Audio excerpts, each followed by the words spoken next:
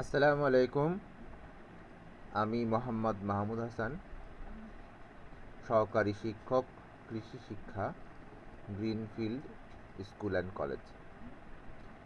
আজকে আমরা আলোচনা করব কৃষি শিক্ষা প্রথম পত্রের চতুর্থ অধ্যায়ের একটি পাঠ।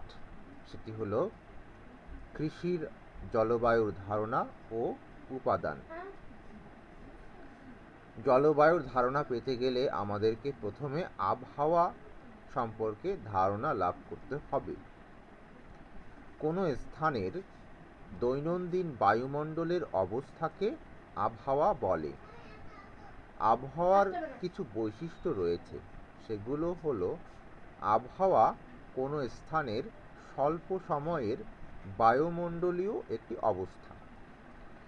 স্থানীয় মৌসুমি বায়ুপ্রবাহ দ্বারা এটি প্রভাবিত হয়। আবহাওয়া দৈনিক পরিবর্তনশীল। এটি মাটির গুণাবলীতে তেমন কোনো প্রভাব ফেলে না। কোনো অঞ্চলের ফসলের পরিচর্যায়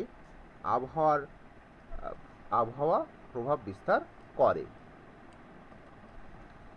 জলবায়ু। আমরা জলবায়ু কথাটি প্রায়ই শুনতে পাই। জলবায়ু সম্পর্কে জানতে হলে প্রথমে আবহাওয়া সম্পর্কে জানতে হয়। কোনো স্থানের 25 থেকে 30 বছরের আবহাওয়ার গড়কেই সেই স্থানের জলবায়ু বলে।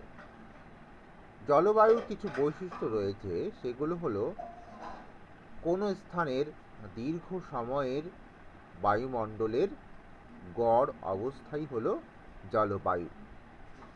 জলবায়ু ধীরে ধীরে পরিবর্তিত হয়। এটি মাটির গুণাবলীতে প্রভাব ফেলে। কোনো অঞ্চলে ফসলের প্রকার ও জাত নির্বাচনে প্রভাব বিস্তার করে। আবহাওয়া ও জলবায়ুর উপাদান। আবহাওয়া ও জলবায়ুর কিছু উপাদান রয়েছে, যেগুলো ফসলের উৎপাদনের উপর সরাসরি প্রভাব ফেলে। যেমন সূর্যালোক। পৃথিবীতে সব শক্তির উৎস হল সৌরশক্তি। স্থান ও ঋতুভেদে সৌরকিরণ প্রাপ্তির পার্থক্যের কারণে আবহাওয়া ও জলবায়ুর তারতম্য হয়ে থাকে। সৌরকিরণ পৃথিবী পৃষ্ঠকে উষ্ণ করে এবং বায়ুমণ্ডলকে নিয়ন্ত্রণ করে। তাছাড়া পানির বাষ্পীভবন, বায়ুর গতিশীলতা, মেঘমালা সৃষ্টি ইত্যাদি সৌর বিকিরণের মাধ্যমে নিয়ন্ত্রিত হয়। সূর্যালোক অনেকভাবে ফসল উৎপাদনে প্রভাব বিস্তার করে থাকে। আমরা জানি উদ্ভিদ সালোক সংশ্লেষণ প্রক্রিয়ায় খাদ্য তৈরি করে। এ প্রক্রিয়ায় সূর্যালোকের উপস্থিতি একান্ত প্রয়োজন। সূর্যালোকের উপস্থিতিতে পানি ও কার্বন ডাই অক্সাইডের সমন্বয়ে পাতায় খাদ্য তৈরি হয়। সূর্যালোকের প্রয়োজন অনুসারে উদ্ভিদকে প্রধানত দুই ভাগে ভাগ করা হয়, যথা ক আলো পছন্দকারী উদ্ভিদ, খ ছায়া পছন্দকারী উদ্ভিদ। ভুট্টা, আখ পূর্ণ সূর্যালোকে ভালো জন্মায় এবং চা কফি ছায়া পছন্দ করে। দৈনিক আলোর সংস্পর্শে আসার সময়ে দৈর্ঘ্য ফসলের ফুল ফল উৎপাদনে প্রভাব বিস্তার করে। দিনের দৈর্ঘ্যের উপর সংবেদনশীলতার ভিত্তিতে উদ্ভিদকে 3 ভাগে ভাগ করা যায়। একটি হলো দীর্ঘ দিবা উদ্ভিদ। এসব উদ্ভিদের ফুল ফল উৎপাদনের জন্য দিনের দৈর্ঘ্য 12 ঘন্টার বেশি হওয়া প্রয়োজন।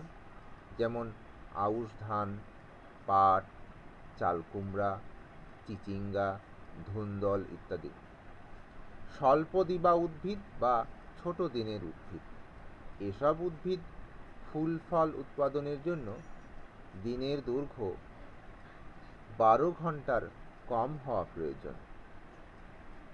যেমন গম, সরিষা, আমন ধান, গিমা, কলমি শাক, পুঁই শাক ইত্যাদি। দিবা নিরপেক্ষ উদ্ভিদ, যে কোনো দৈর্ঘ্যের দিনে এ সকল ফসলের ফুল ফল উৎপাদিত হয়। যেমন চীনাবাদাম, টমেটো, কার্পাস, তুলা ইত্যাদি। তাপমাত্রা, বেঁচে থাকার জন্য উদ্ভিদের একটি সর্বনিম্ন, সর্বোত্তম এবং সর্বোচ্চ তাপমাত্রা রয়েছে। একে কার্ডিনাল তাপমাত্রা বলে। কার্ডিনাল তাপমাত্রা উদ্ভিদের প্রজাতি ও জাত ভেদে ভিন্ন ভিন্ন হয়। কোনো স্থানের ফসলের বিস্তৃতি কার্ডিনাল তাপমাত্রা দ্বারা নিয়ন্ত্রিত হয়। তাপমাত্রার চাহিদা অনুযায়ী আবাদযোগ্য ফসলকে দুই ভাগে ভাগ করা যায়। ক, ঠান্ডা ঋতুর ফসল, এরা অপেক্ষাকৃত কম তাপমাত্রা পছন্দ করে। যেমন গম, আলু, ছোলা, মসুর, ফুলকপি, ওলকপি ইত্যাদি। এদের জন্মানোর জন্য সর্বনিম্ন 0 থেকে 5 ডিগ্রি সেলসিয়াস, সর্বোত্তম 25 থেকে 31 ডিগ্রি সেলসিয়াস এবং সর্বোচ্চ 31 থেকে 37 ডিগ্রি সেলসিয়াস তাপমাত্রার প্রয়োজন হয়। উষ্ণ ঋতুর ফসল, এই ফসলগুলো অপেক্ষাকৃত উচ্চ তাপমাত্রায় জন্মে। যেমন পাট, রাবার, কাসাভা। এদের জন্মানোর জন্য সর্বনিম্ন 15 থেকে 18 ডিগ্রি সেলসিয়াস, সর্বোত্তম 31 থেকে 37 ডিগ্রি সেলসিয়াস এবং সর্বোচ্চ 44 থেকে 50 ডিগ্রি সেলসিয়াস তাপমাত্রার প্রয়োজন হয়। বৃষ্টিপাত, উদ্ভিদের জন্য পানি অত্যন্ত গুরুত্বপূর্ণ। উদ্ভিদ মাটিতে ধারণকৃত পানির উপর নির্ভরশীল, আর বৃষ্টিপাত মাটিতে ধারণকৃত পানির প্রধান উৎস। সেজন্য বৃষ্টিপাতের পরিমাণ, সময় ও ঘটন ফসল উৎপাদনের জন্য বৃষ্টিপাত খুবই গুরুত্বপূর্ণ। বৃষ্টিপাতের পার্থক্যের কারণে বিশ্বের বিভিন্ন অঞ্চলে বিভিন্ন ধরনের ফসল ফলে থাকে। বায়ুপ্রবাহ, প্রস্বেদন, সালোক সংশ্লেষণ, ফুলের পরাগায়ন ইত্যাদি বায়ুপ্রবাহ দ্বারা নিয়ন্ত্রিত হয়।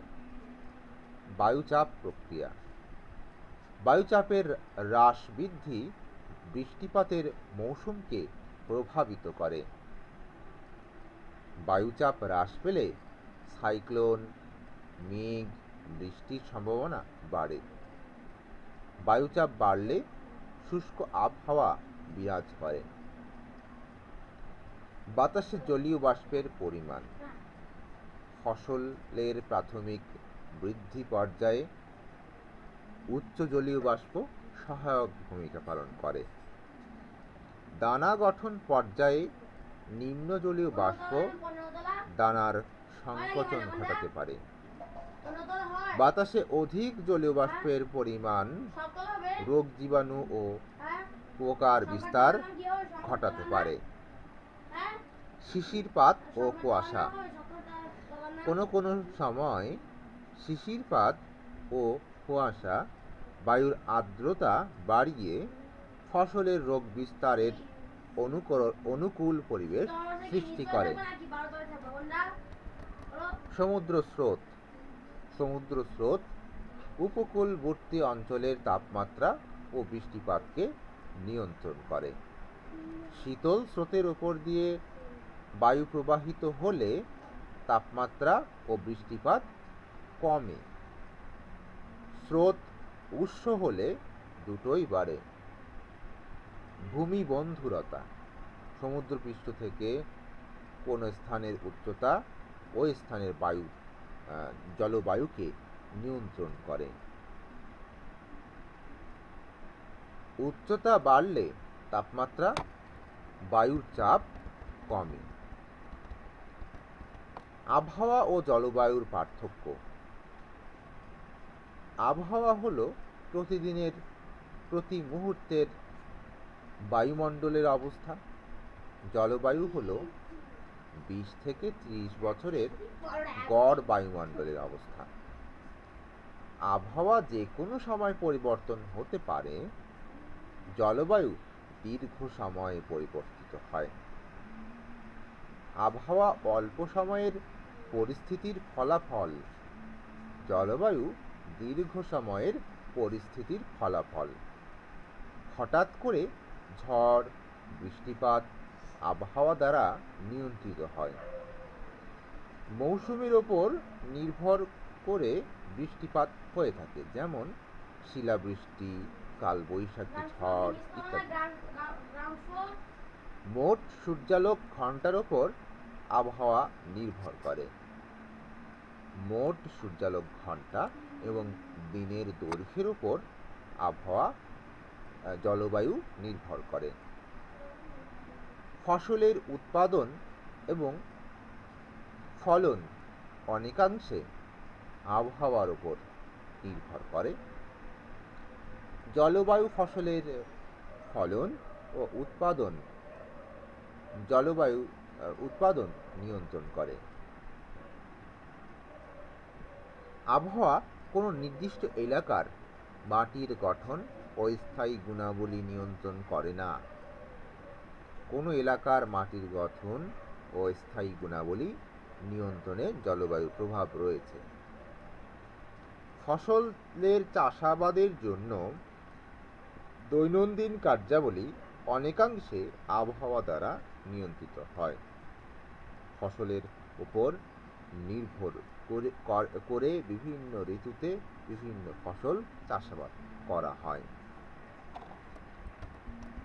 ফসলের কীটপতঙ্গ এবং রোগবালাই আক্রমণের তীব্রতা আবহাওয়ার উপর অনেকাংশে নির্ভর করে। কীটপতঙ্গ এবং রোগাক্রমণের তীব্রতা জলবায়ুর উপর নির্ভর করে। মৌসুমী বায়ু চলাচলের উপর আবহাওয়া প্রভাবিত হয়। কোনো এলাকার ভৌগোলিক অবস্থান, ভূমির বন্ধুরতা জলবায়ুকে প্রভাবিত করে। কৃষিকাজে জলবায়ুর গুরুত্ব। কৃষিকাজ আবহাওয়া ও জলবায়ুর উপর নির্ভরশীল। কৃষি উৎপাদন আবহাওয়া ও জলবায়ুর উপাদানসমূহ দ্বারা প্রভাবিত হয়। এ পাঠে আমরা ফসল চাষ, মাছ চাষ, গৃহপালিত পশু পাখি পালনে আবহাওয়া ও জলবায়ুর গুরুত্ব নিয়ে আলোচনা করব। বাংলাদেশ একটি কৃষি প্রধান দেশ। এ দেশে সারা বছর নানা রকমের ফসল জন্মে। বিভিন্ন ফসলের জন্য বিভিন্ন ধরনের তাপমাত্রা, বৃষ্টিপাত, আর্দ্রতা বিদ্যমান থাকায় এদেশ শস্য শ্যামলা দেশে পরিণত হয়েছে। মৌসুমী জলবায়ুর প্রভাবে গ্রীষ্মকালে এদেশে প্রচুর ধান, পাট, শাকসবজি, ফলমূল জন্মে। অন্যদিকে শীতকালীন জলবায়ুর প্রভাবে এদেশে কিছু ফসল ফলে। জমি তৈরি, বীজ বপন, সার প্রয়োগ, পানি সেচ, ফসল কর্তন, রোগ ও পোকামাকড়ের বিস্তার ইত্যাদি আবহাওয়ার উপাদান দ্বারা ব্যাপকভাবে প্রভাবিত হয়। যেমন বৃষ্টি হলে জমি চাষ করা যায় না, আবার রোপা আমনের জমি তৈরির জন্য বৃষ্টির প্রয়োজন। কৃষি জলবায়ু উপযোগী উদ্যান ও মাঠ ফসল, গবাদি পশু ও পাখির ওপর জলবায়ুর প্রভাব। বাংলাদেশে ফসল উৎপাদনে জলবায়ুর প্রভাব। সৃষ্টির শুরু থেকেই পৃথিবীর জলবায়ু ধীরে ধীরে পরিবর্তিত হয়ে প্রাণী ও উদ্ভিদের বসবাস উপযোগী হয়ে ওঠে এবং জলবায়ু পরিবর্তনের এ ধারা অত্যন্ত ধীর গতিতে অব্যাহত ছিল, কিন্তু বিগত এক শতকে পৃথিবীর অনেক দেশে জলবায়ুর উল্লেখযোগ্য পরিবর্তন লক্ষ্য করা যাচ্ছে। বায়ুমণ্ডলের তাপমাত্রা বৃদ্ধির ফলে জলবায়ু পরিবর্তন প্রকৃতিতে বিরূপ প্রতিক্রিয়া সৃষ্টি হয়েছে। এ পরিবর্তনের জন্য দায়ী উন্নত বিশ্ব। জাতিসংঘের মানব উন্নয়ন রিপোর্টে বলা হয়েছে, জলবায়ু পরিবর্তনের কারণে বাংলাদেশের 7 কোটি মানুষ ক্ষতিগ্রস্ত হবে। ভৌগোলিক অবস্থান এবং ভূপ্রাকৃতিক বৈশিষ্ট্যের কারণে বাংলাদেশ আগে থেকেই পৃথিবীর একটি অন্যতম দুর্যোগ প্রবণ দেশ। বর্তমানে জলবায়ু পরিবর্তনের প্রভাব দুর্যোগের মাত্রাকে আরও কয়েক গুণ বাড়িয়ে দিয়েছে। International governmental panel on climate change এর সমীক্ষা প্রতিবেদনে বলা হয়েছে, বাংলাদেশে গড় বার্ষিক তাপমাত্রা 1985 থেকে 1998 সালের মধ্যে মে মাসে 1 ডিগ্রি সেলসিয়াস এবং নভেম্বর মাসে 0.5 ডিগ্রি সেলসিয়াস বৃদ্ধি পেয়েছে। বাংলাদেশের 8,30,000 হেক্টর জমিতে লবণাক্ততা দেখা দিয়েছে। বাংলাদেশে গড় বৃষ্টিপাত বৃদ্ধি পেয়েছে এবং 2002, 2003, 2004 ও 2007 সালে বন্যা হয়েছে, অর্থাৎ ভয়াবহ বন্যার সংখ্যা বেড়েছে। বঙ্গোপসাগরের ঘূর্ণিঝড়ের সংখ্যা বেড়েছে। গ্রীষ্মকালে সমুদ্রের লোনা পানি নদীপথে দেশের অভ্যন্তরে প্রায় 100 কিলোমিটার পর্যন্ত প্রবেশ করেছে। দেশের পরিবেশ ও উৎপাদন প্রেক্ষাপটসমূহ বিবেচনায় জলবায়ু পরিবর্তনের ফলে সবথেকে ক্ষতিগ্রস্ত ও ঝুঁকিপূর্ণ খাত হচ্ছে কৃষি খাত। জলবায়ু পরিবর্তনের ফলে দেশের বিভিন্ন অবস্থার সৃষ্টি হয়েছে, যেমন গ্রীষ্মকালে অতি উচ্চ তাপমাত্রা, অনিয়মিত ও অসময়ে বৃষ্টিপাত, অল্প সময়ে অধিক বৃষ্টি এবং তার ফলে জলাবদ্ধতা ও ভূমিধস। শুষ্ক মৌসুমে কম বৃষ্টিপাত, বন্যার ভয়াবহতা ও সংখ্যা বৃদ্ধি। আকস্মিক বন্যা ও খরার ফলে ফসল হানি, অতিরিক্ত ঠান্ডা ও গরম, উপকূলীয় এলাকায় লবণাক্ত জমির পরিমাণ বৃদ্ধি ও ভূমিক্ষয়, ঝড় জলোচ্ছ্বাসের তীব্রতা ও সংখ্যা বৃদ্ধি, কুয়াশা, শিলাবৃষ্টি ইত্যাদি।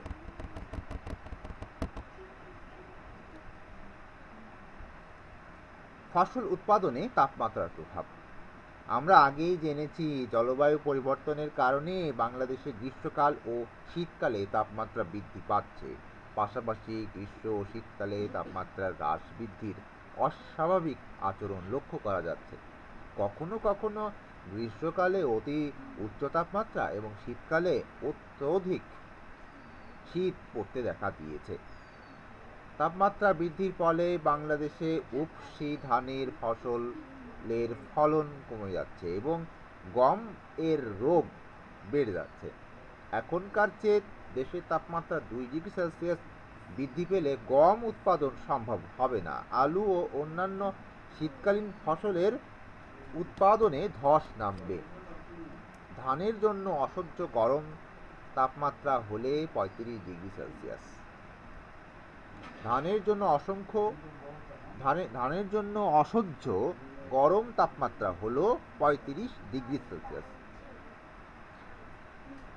ফুল ফোটার সময় ধান গাছ সব থেকে বেশি কাতর। এ সময় তাপমাত্রা 35 ডিগ্রি সেলসিয়াস বা তার থেকে বেশি হলে চিটার পরিমাণ বেড়ে যায়। তাপমাত্রা বৃদ্ধি ও কার্বন ডাই অক্সাইডের পরিমাণ বাড়ার সাথে সাথে বোরো ধানের ফলন বাড়ার সম্ভাবনা থাকে, কিন্তু পানির অভাব হলে তা সম্ভব হবে না।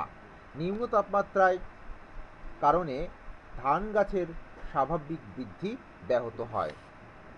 ধান গাছ হলদে বর্ণ ধারণ করে, ধানের চারা দুর্বল হয় এবং ফসলের জীবনকাল বেড়ে যায়।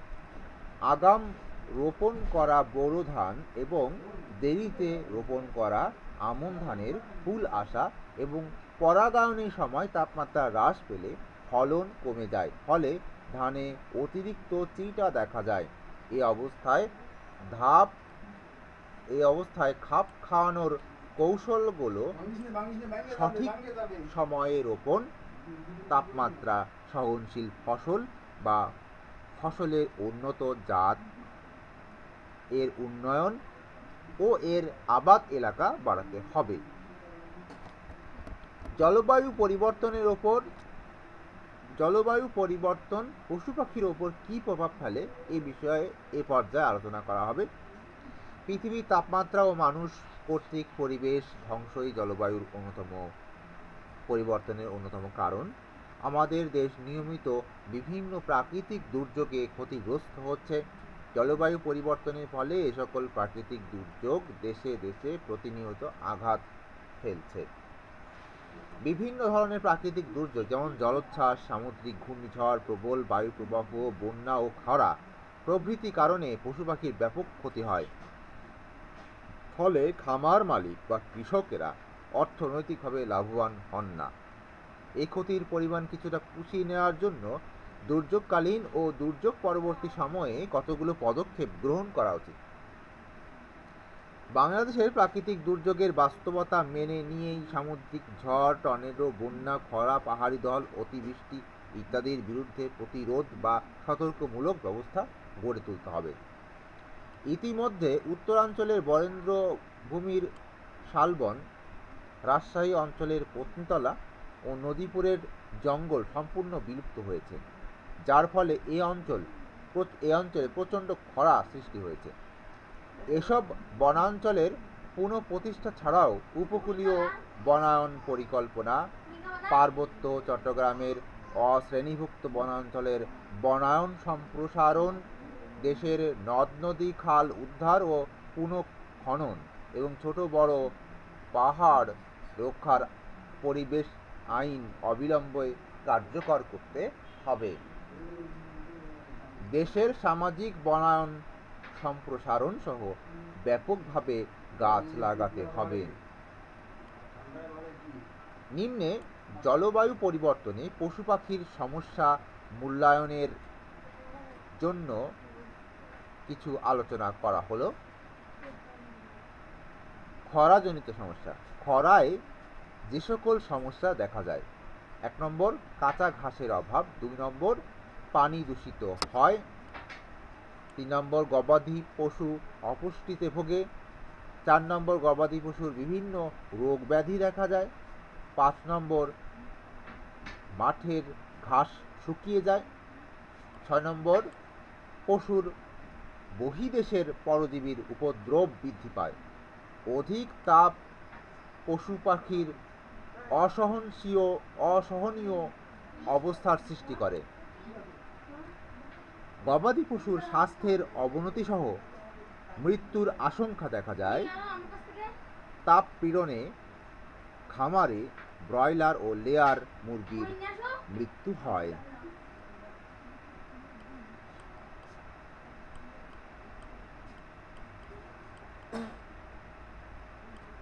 বন্যাজনিত সমস্যা। বন্যা পরিস্থিতিতে যে সকল সমস্যা দেখা যায় সেগুলো হলো: জলবদ্ধতা সৃষ্টি হয়, দেশের অধিকাংশ এলাকা ডুবে যায়, রোগ ব্যাধির প্রাদুর্ভাব ঘটে, গোখাদ্য পাওয়া যায় না, পানি দূষিত হয়, পশু পাখির রক্ষণাবেক্ষণে সমস্যার সৃষ্টি হয়, গবাদি পশু অপুষ্টিতে ভোগে, বিভিন্ন সংক্রামক রোগ ও কৃমির আক্রমণ বৃদ্ধি পায়, ঘাসে বিষক্রিয়া সৃষ্টি হয়, গবাদি পশু অসুস্থ হয়ে পড়ে, পরিবেশ অস্বাস্থ্যকর হয়, অনেক পশুর মৃত্যু হয়।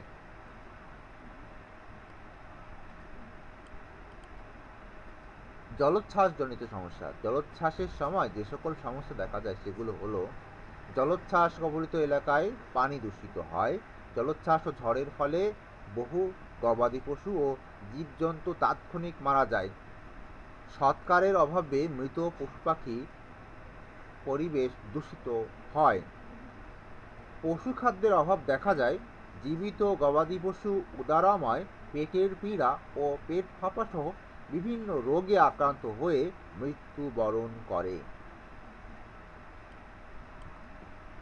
ধন্যবাদ ভিডিওটি দেখার জন্য।